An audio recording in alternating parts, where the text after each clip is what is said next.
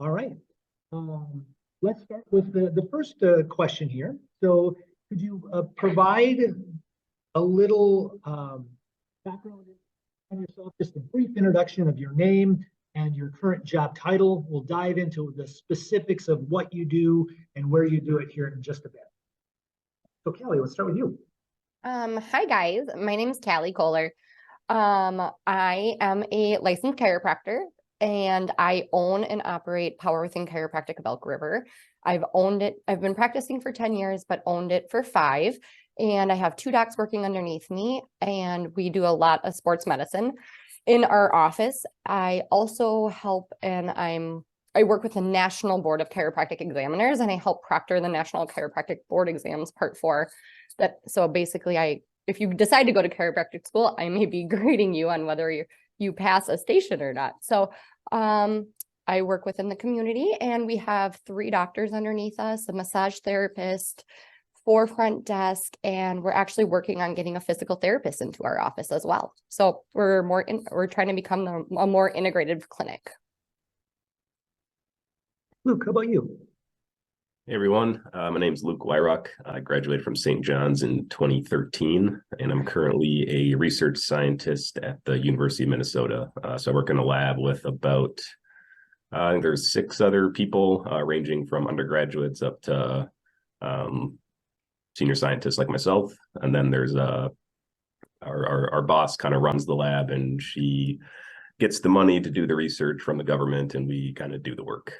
So we do all sorts of stuff that I'm sure we can get into a little later. All right. So tell us about your roles and responsibilities, as well as the type of people you work with and the environments that you work in. And I think what we'll do is just kind of work back and forth. So Luke, I'll have you start first this time. Sure. Yeah, so my job day to day, it's pretty different. So I'm involved in a lot of different projects. So I'm actually at the bench doing the science, setting up experiments, troubleshooting, assays, getting data, figuring out what the next step is, basically just chasing the data, doing the whole science thing. It's super fun. Other days I'm at the computer doing documentation or helping out with the grant writing. So like I said, in the kind of lab I work in, we ask the government for money to do the research. So that process is pretty cumbersome and time consuming. So some days I'm at my desk just doing a lot of typing and writing and critical thinking type pieces.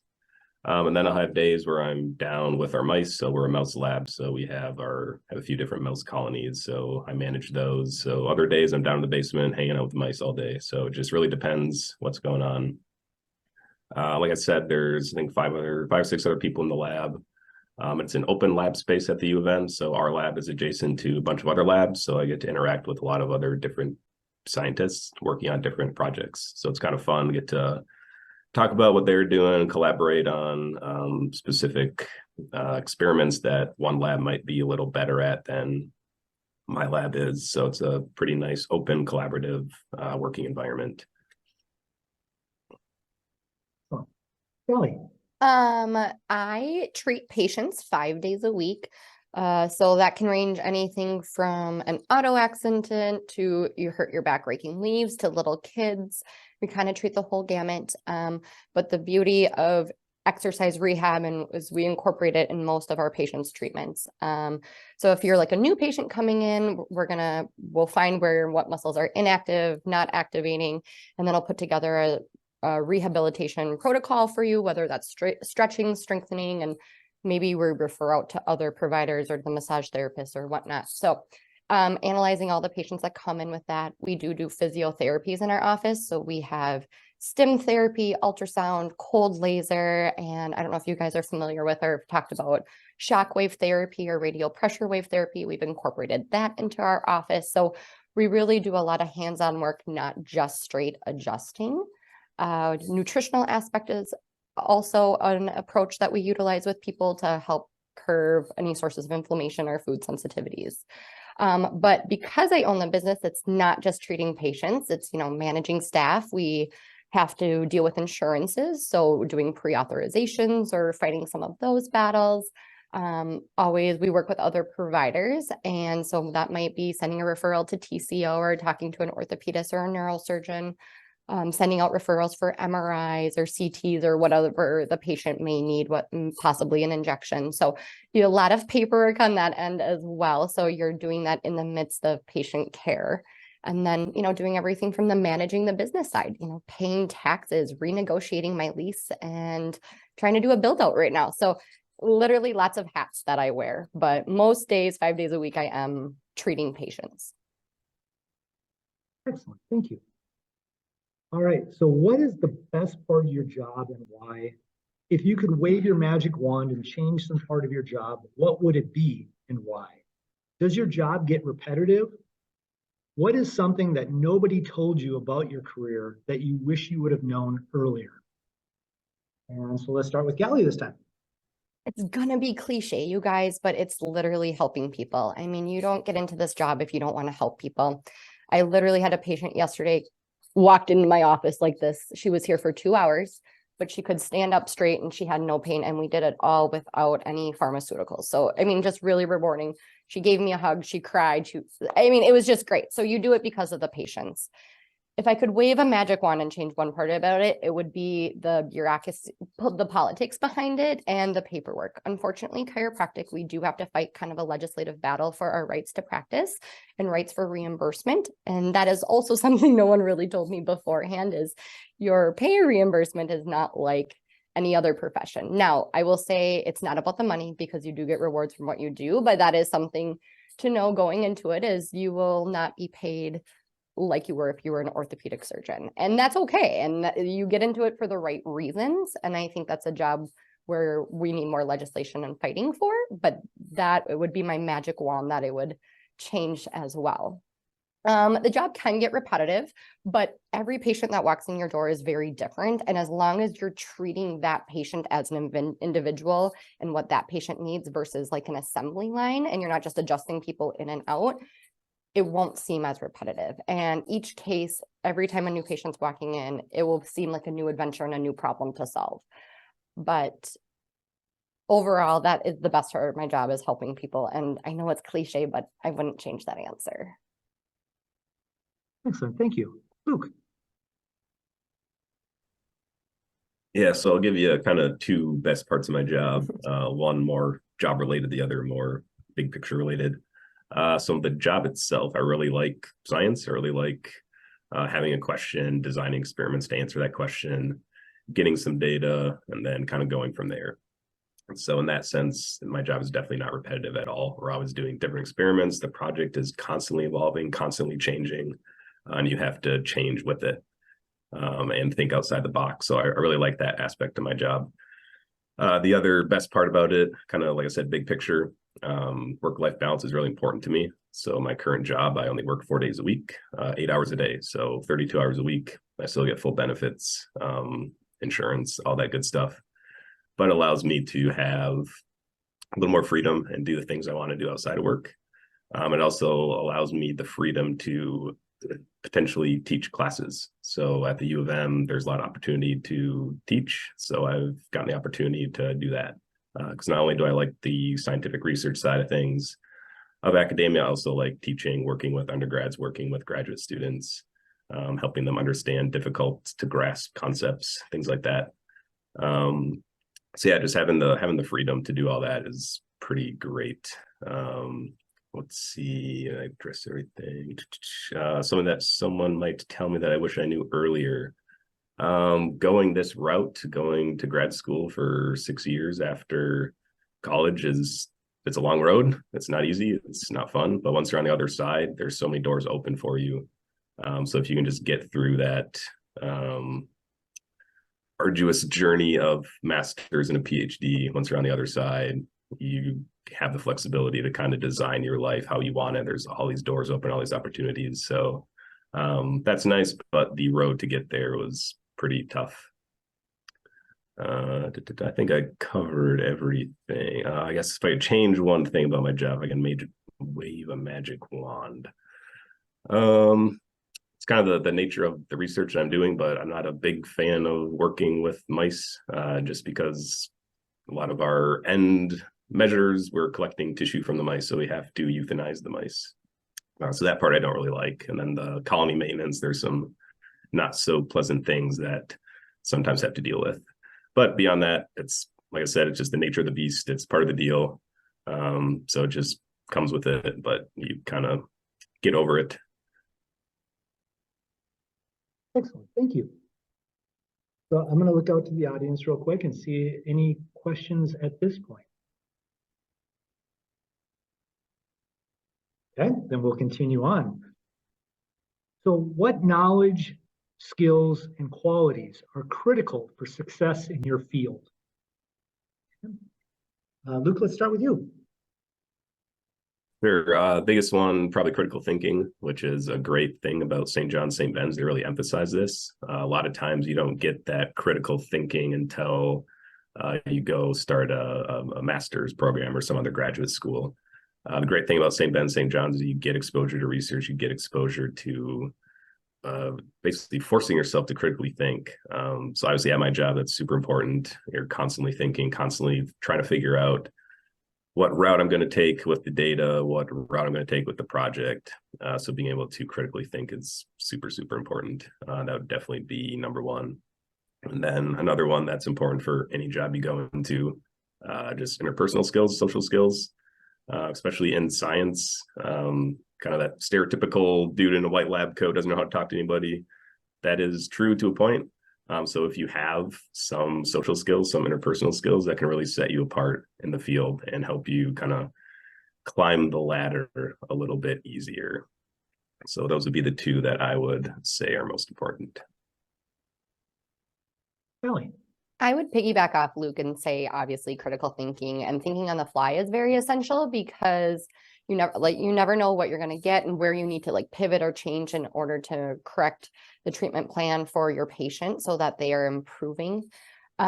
But my other piece of advice is learning how to read people and meeting people where they're at. You're going to get hammered into whatever field you go into. Like, this is the protocol. This is what they should do. If they're not going to do it, they're not going to fail. They're going to fail, or you're going to wash your hands with them. And that's not what you want to do. You know, some people's goal might be like, hey, I want to just be able to get dressed versus I want to be able to run a marathon. So knowing where you need to meet people and then building upon there and having those communication skill sets is very critical. And I think it makes you a better caring chiropractor or any type of practitioner when the patient knows that you care about them individually and as a person, and you want them to succeed with whatever their goals may be. Thank you. That actually resonates well with what we're working on in our Introduction to Exercise and Health Science class right now. We're talking about the idea of empathy and compassion and client-centered care. And so what both of you talked about in terms of communication skills and respecting the people that you're working with is critical in all aspects of exercise science. Thank you. All right, again, students, any questions at this point? Okay, we'll continue on. So how did you get to where you are now? In your response, address how you decided this is what you wanted to do for a career and the education experiences that led you to where you are now. And so I think we're starting with Kelly this time. All right. So when I was in school eons ago, your exercise science was only a minor. So I wanted it to be a major, but it was only a minor. So I was a bio major as well. And I always wanted to be pre-PA. I wanted to do the ortho side of PA, wanted a good work-life balance. My sophomore year, I'm going to blame organic chemistry, but I developed like debilitating migraines, and I ended up going to my MD, and she was like, I want to put you on amitriptyline, which is an antidepressant. I'm like, well, I'm not depressed. I don't want to screw with my neurotransmitters. So I ended up seeing a chiropractor for the first time in my life. She helped me with my migraines, and I ended up starting to working for her. And I learned for the first time what more natural-centered care was. Long story short, applied to PA school and chiropractic, got into both, but ultimately chose chiropractic because I wanted a more natural route to healthcare. And I knew with chiropractic, along with PA, you had more of a work-life balance. I know I wanted a family. I know I didn't want to work 24/7 or be on call all the time. So I wanted the option to design my lifestyle and when and where I worked. And And it ultimately came down to more natural-based healthcare was what led me to choose the chiropractic route. Excellent. Luke. Yeah, so I've got kind of a long ping-ponging, not direct route to where I ended up today, which I think is the case for most folks. Very rare do you have some idea in mind of where you want to end up and then have this direct path there. I think it kind of wiggles and waggles to get there. So when I was younger, entering college, I knew I liked working out. I liked exercising. I liked how the human body did its thing. I was curious how it all worked. So I was on track to go to physical therapy school. That was kind of my original idea. And then I got into a PT clinic, did some shadowing, and didn't really enjoy it. So that would be a really important thing for you guys to think about, is if you have some idea in mind of what you want to do, go do it. Go get experience doing it, because you don't know until you know, until you're in it, and you're experiencing it. I think that's really, really important. So did the PT thing, decided it wasn't for me. Did personal training for a little bit. Again, actually getting into it, experiencing it, decided that wasn't for me either. So I, again, same as Dr. Callie, I would have liked to have majored in exercise science, but there was no major at the time. So I ended up majoring in nutrition. I didn't want to do dietetics. So what can you do with a nutrition degree if you don't want to kind of work in a gym or do some of those other things that didn't sound very attractive to me. So I was like, well, I guess go to grad school. So went and got my master's in XPhys. And then I took a year off to teach full time because I was like, is this something I really want to do? Again, getting in there, experiencing it, figuring out if that is something that you want. So during that year, I was like, yeah, this is pretty cool. This is pretty fun. Maybe I'll go get a PhD just because that'll open more doors teaching wise than just a master's. So traveled down to North Carolina, did the PhD thing, got out of there right in the middle of COVID. So finishing up a PhD during COVID was pretty fun. And then did a postdoc for a year down there, again, just staying in science. I never thought I'd be working with mice or doing like pipetting tiny amounts of liquid around, but it's pretty fun. Again, I'm just curious how things work. So that's kind of how I ended up where I am. But again, big thing, just getting out there, experiencing it, seeing if it's something that you like or not. I think that's the biggest thing you can do for yourself. Excellent, thank you. And students recognize that we'll be talking with you about lots of opportunities to connect with our grads, both for kind of mentoring, but also potentially observation and internship opportunities. Really encourage you to start exploring because sometimes those experiences help to confirm that you actually want to do that. But just as important is having you recognize that this is not what I thought it was, and this is not what I want to do. So both are really valuable experiences. All right, students, questions at all? Okay. How difficult was graduate school compared to St. Ben's, St. John's? What was the most challenging part of your graduate school experience? How did you balance school and life? And so we'll start with Luke this time. Yeah, St. Ben, St. John's really prepared me quite well for graduate school. Frankly, some of the content, some of the courses at St. Ben, St. John's were a little more difficult than grad school. And another thing I mentioned, critical thinking is really emphasized at St. Ben, St. John's. So I felt very well prepared coming into my graduate education, having that in my back pocket already. I mean, with that being said, though, grad school is still challenging. It's still very time consuming, especially if you go into exercise science. Most programs, typically, you'll have some kind of assistantship, whether that's research or teaching. So you'll be working while you're going to school. So good and bad about that. Good, you get paid. So I was able to come out of all my grad school without accumulating any more debt, which was pretty great. Just got to be smart with your money. And then where I was living in Greenville, North Carolina, the cost of living is very, very low. So that definitely helped out. but yeah, so that's the good part of it. The bad part of having assistantship, you're just constantly busy. You don't have a whole lot of free time.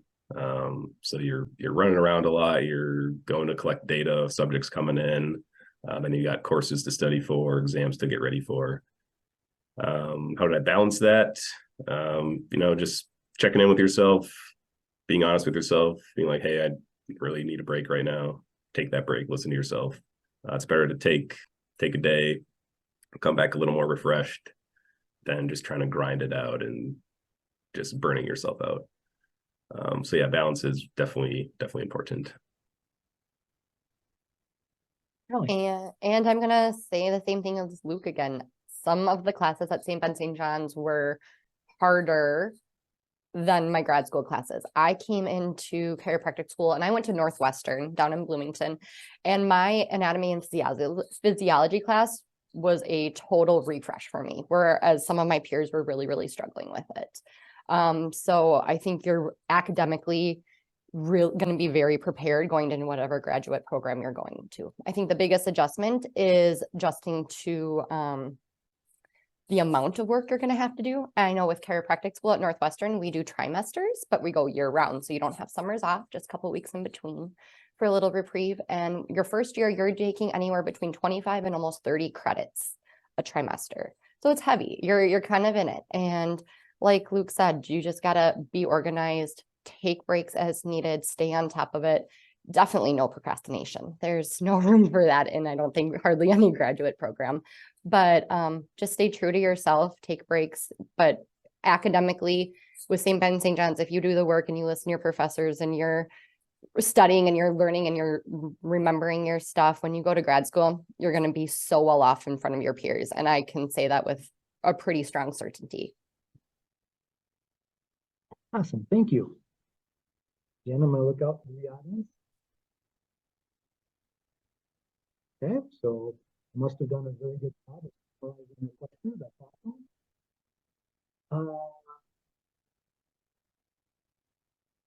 Can you tell us about your experience? What was your major? If you had a minor, what was that? Which courses or academic experiences were most meaningful? Is there something that you did or did not participate in that you wished you would have done? So for St. Ben St. John's, my major was biology, my minor was sports.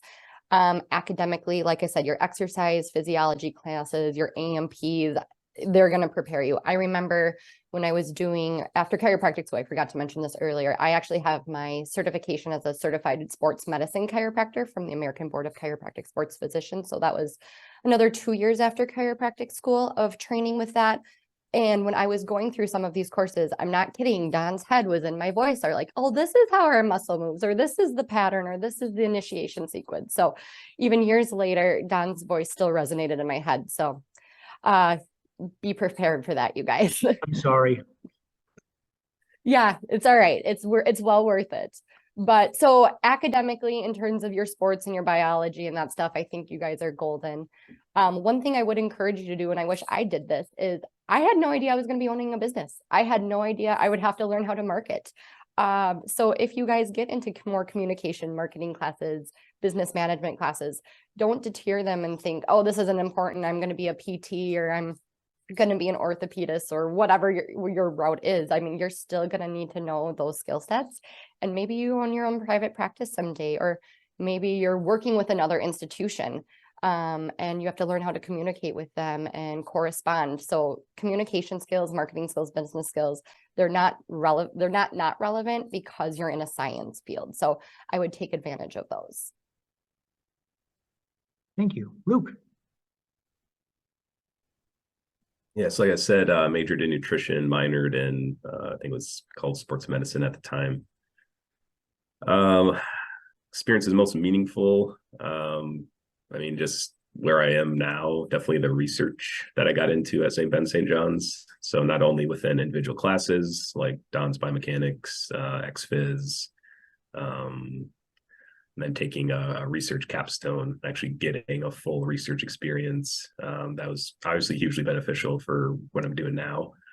Again, really developing those critical thinking skills, time management skills, all very practical for what I'm doing now. Something I wish I would have done a little more.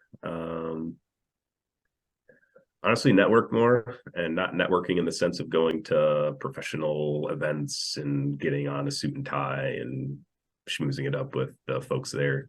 We're talking about like going out drinks with like your friends. Like I did that way more in grad school. And now that's like a really good professional network for me. So networking doesn't have to be this thing where you're very professional about it. It can be just getting together with a group of friends every now and then for drinks and just talking about totally unrelated to work things, and just developing those relationships. And then when something does come along, be like, hey, I hear there's a position open at your job. Tell me a little bit more about it. So I think this just the idea of networking, what you might have in your head right now, might not be an accurate representation of what networking actually is. Yeah, leave it at that. Yeah, and I'm actually going to piggyback off you, Luke, again. Sorry to interject, but most of my friends coming out of CSBSAGU all got their job starting because they knew an alum or they knew someone, a connection somewhere. The network is really strong. And when I talk to people who didn't go to St. Ben, St. John's, they say we're kind of freaks in the fact that we have each other's backs all the time. Like I'll see a patient and she's 53. She's like, you're a Benny. We instantly love each other. And that really holds true with helping people succeed and get ahead in life. So we have the benefit of having a beautiful alumni network. And so just knowing people and connecting people socially, not necessarily professionally, is going to take you, I think, a lot farther than you think in life. Sorry to tail back on that one, Luke. That was awesome. And so students, LinkedIn is another tool that you can use to then connect with Benny Johnny grads across the country. There are groups formed within there. Again, Laura Hammond and XPD, the wonderful people over in XPD would be happy to help you get a LinkedIn page set up or refresh your page so it's kind of up to current standards. All right, again, students' questions. Okay, we continue on. Okay, so now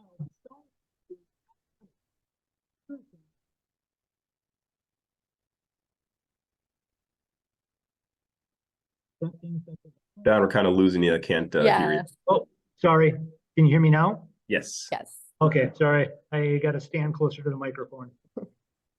All right, besides academics, what other things did you do or what other things were you involved in when you were here at St. Ben's and St. John's? Things like athletics, arts, clubs, organizations, on-campus jobs, study abroad, internships, shadowing, etc. What types of things did you do outside of the classroom? And I don't remember, I think maybe, I don't remember who was first. So Luke's first. Sure. So yeah, I was involved in the Allied Health Club. It's basically club encompasses PT, OT, AT, all those kind of non-medical doctor healthcare fields. So being involved with that was super beneficial. We would bring in alum and they would do a similar thing that you guys are doing right now. Basically get to come in and hear about what recent graduates are doing, how they got there, get advice, things like that. I think that's hugely important. So what you guys are doing right now is awesome. I wish I would have done more of that early on. So anytime that opportunity presents itself, I would jump at it. Yeah, like I said, I did personal training that was actually at St. Ben's in their rec center. So that was a good opportunity to get my feet wet in that, see if I liked it or not. Ended up not really enjoying it as much as I thought I would. I also was a teaching assistant in a couple of nutrition courses. So I got to do a little bit of teaching, got exposed to that. And that's really what kind of started this idea of, oh, maybe teaching might be something I want to do long term. Again, just getting in there, getting a feel for it, experiencing it. Let's see, I worked over the summer, just get a little cash. I didn't study abroad at all, just because I kind of switched what I was doing midway through. So I was kind of packing in the credits at the end there. And then, yeah, doing shadowing in a PT clinic, again, getting in there, seeing if I liked it or not, ended up not. That's totally good. That's an okay thing. And like Don said, you're just kind of narrowing down what it is you really want to do. the best way of doing that is getting out and experiencing it. Yeah, that's all I have to say. All right, Kelly.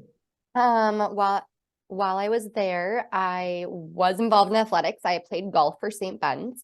So that was, challenging trying to fit that in with afternoon labs and everything, but you just have to be organized and make it work.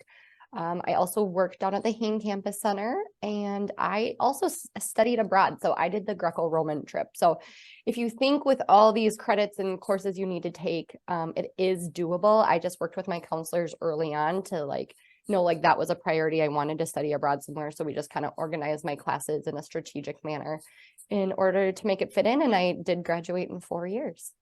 I did some shadowing. Again, I reached out through the network and found some, not chiropractors at the time, ironically, but more physician assistants. And I loved it. And so that's how I kind of knew I wanted more the ortho side of it. But definitely shadow, find out what you like, what you don't like, and where you feel like your heart's going to lead you. Excellent, thank you. And I'll just interject, on our previous panel, we actually had one of our alums who is on the admission board for the University of Minnesota's physical therapy program. And this same question came up. And his comment was, they are looking for a wide spectrum of experience. So volunteering, shadowing, in all kinds of settings. So don't feel like you have to just lock in on your future healthcare career or your future career and have all your experience in that area. Study abroad is a great experience. Getting involved in all the different clubs and organizations on campus, intramurals and club sports or intercollegiate sports, if that's what you want to do, to show that you have breadth of who you are is beneficial on those graduate school levels. Okay. Yeah, I'll look out to the audience one more time. Okay, we'll continue on. What recommendations do you have for current Benny and Johnny students who are interested in your career field? What can they do to prepare for the career?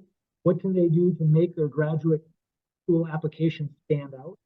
And what types of patient care experiences did you get prior to applying to graduate school, and how did you get those opportunities? So the last one we talked about a little bit already, but feel free to hit on it again. Okay, again, I'm really bad at remembering who goes first this time. So whoever's up, jump in. Okay, I'll kick it off. Recommendations for you guys. In what I mean, I know we hit on it, but just dabble your fingers into everything. See what you like, what you don't like. Talk to people. Specifically, in regards to chiropractic, there are so many ways and styles to adjust people, treat people. You can work in private practice. You can work in clinical setting. Most major health organizations now have chiropractors on staff, which is fabulous. Some are even putting them in emergency room situations along with acupuncturists. So we're really growing towards a more of an integrated field. So the more you can look out and dabble and have those experiences, it's going to make you a well-rounded provider in anything, any field you choose. And it's going to be making you more able to communicate with other providers. Like I said, we really interrefer. We work directly with TCO. And in fact, my other doctor, she's a sports med doc, but she keeps her athletic training certificate, and she still does sideline care for TCO events. So we have those good, really integrated relationships. And I think any healthcare field you have, that's the direction most of the professions are moving towards. So just get those experiences, talk to people, see what you like and you don't like. Careers for students in your field without going to grad school. Unfortunately, chiropractic, if you want your doctorate, you got to go to grad school. However, you could become a chiropractic assistant or, work doing physiotherapies as directed by the doctor if you didn't want to go to grad school. But unfortunately, you got to go to school for your doctorate. But after you have your doctorate in chiropractic, there are actually more avenues you can be. You can be a chiropractic neurologist. You can be a chiropractic radiologist. You can be more geriatric or pediatric certified and work solely with kids. Sports medicine is another degree that you guys can earn. So there's so many opportunities from teaching, sideline care, or any of those other disciplines that I just mentioned. So it doesn't have to be just adjusting day in and day out. There's other avenues after graduate school. Thank you. Luke. Yeah, so I'll kind of start at the end there. Are there careers for students without going to grad school? Yes. So actually in my lab, there's a woman who has a bachelor's degree in biology, I believe, and she's been working in science for the past 15, 20 years, something like that. So she does a lot of the similar work that I do, a lot of the similar experiments. The difference really lies in more of the like higher level critical thinking pieces. So actually designing the experiment and interpreting the data, that requires, I think, a little more education. But actually doing the science itself, if you care more about, I just want to be at the bench, I want to do the science, I don't really care so much about the critical thinking side of it.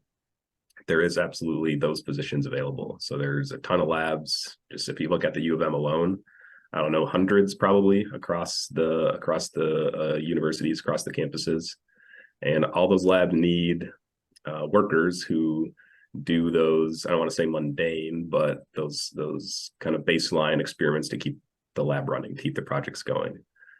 So certainly do not need a graduate degree to do all that. Also, that is a good opportunity to be in a lab and see what it's all about, to get exposed to research. And then if you think, oh, maybe I do want to go to grad school, maybe I do want to get a PhD, then you already have that connection within that lab. So you've networked already. So the PI or the principal investigator, the boss of that lab, she's going to have he or she will have a lot of contacts for you. If you work in an open lab environment like at the U of M, you're going to be around neighboring labs. So there's opportunity to connect and network there as well. And it's not a bad thing to take a year off, either a year or two off after finishing college. Like going right into grad school, maybe that's not for you, and that's totally okay. I will know a lot of people who've done that and have been successful later on. Sometimes you just get a little burnt out and you need to take a year. That's totally fine. Yeah, as far as other things you can do to prepare, if you do decide to go and think, maybe I do want to get a PhD, I would definitely look at the principal investigator's research, because that's what you're going to be doing the next 4 or 5 years. So have a good idea, put your time in on the front end of researching who you might want to work for, and then use that and designing and figuring out where you want to apply to. And the earlier on you do that, the more time you give yourself to maybe develop some skills, get some experiences that will set you apart for that specific lab. So if they do certain kind of experiments and you're still an undergrad or you're in your master's, you're like, ooh, I'd like to get some exposure with doing this experiment. Maybe you can do that. So then you already have that knowledge coming in to that specific PhD lab that you were looking at. So start early, and yeah, don't be afraid to take some time off after completing your undergrad.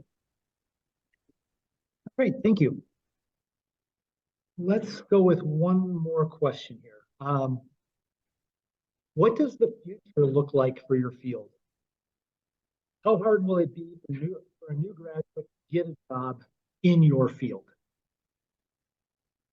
So Luke, do you want to start? Sure. Yeah, biomedical research, constantly evolving field, certainly. A lot of the experiments and assays, they're becoming more and more automated. So there's actually a lab at the U of M that has a robot who will go and pipette volume, so you don't even have to pipette anymore. It's pretty crazy. So whether that's going to be one day replacing folks like me, or folks who do the actual bench work, we might be heading down that road. But then that opens the door to, well, someone's got to look over those robots and keep up with them. As far as how hard it would be to get a job in the field, right now, honestly, not that difficult, I would say. Especially if you're looking at positions straight out of undergrad. There's just a lot of turnover in those jobs, which there should be. They're more entry level. They're more there to get your feet wet in research and science. So there's constantly positions available. I'll go on the U of M job search web page every now and then, and there's always a long list of open lab positions like the ones I just described.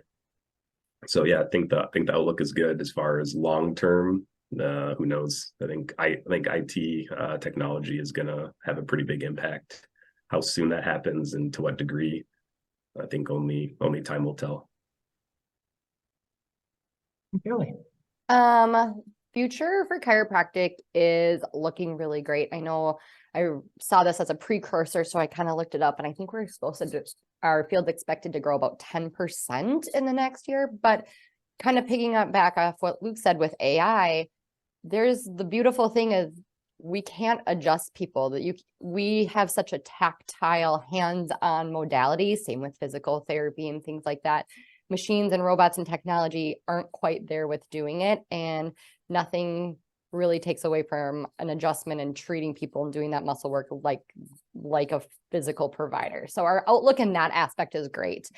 And also people are looking for more of a natural alternative to health and pain management. And with the opioid crisis and everything, doctors are really limiting pain medications and how that's managed. And chiropractic is become a big voice and a big proponent and part of the conversation.